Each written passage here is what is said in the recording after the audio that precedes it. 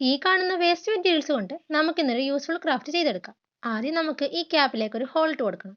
Compass കൊണ്ട് whole ഇടാൻ നോക്കിയിട്ട് അത് നടക്കത്തില്ല എന്ന് മനസ്സിലായതുകൊണ്ട് ഒരു കമ്പി ചൂടാക്കി അതിലേക്ക് ഹോൾ ഇട്ട് കൊടുത്തിട്ടുണ്ട്. പിന്നെ ഈ കാണുന്ന സാധനം എന്താണെന്ന് നിങ്ങൾക്ക് മനസ്സിലായി കാണുമല്ലോ. നമ്മുടെ മാസ്കിന്റെ ഉള്ളിൽ കിട്ടുന്ന കമ്പിയാണിത്. ഇതിനെ ഒന്ന് രണ്ടായിട്ട് മടക്കി കൊടുത്ത് അത് നമ്മുടെ ഹോളിലേക്ക് കയറ്റി കൊടുക്കണം.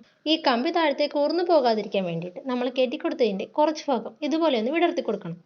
ഇനി നമ്മൾ ഈ വിടർത്തിയ ഭാഗത്ത് ഗ്ലൂ തേച്ചിട്ട് അതിലേക്ക് കുറച്ച് പേപ്പർ ചുരുട്ടി ഇതുപോലെ വെക്കണം.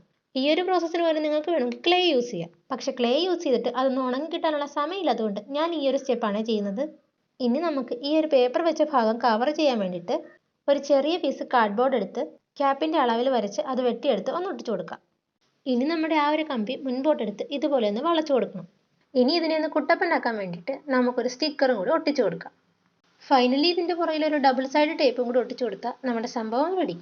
ഇതിന്റെ പുറത്ത് നമുക്ക് കീ ചെയിൻ മാത്രമല്ല ID കാർഡൊക്കെ തൂക്കിയിടാം.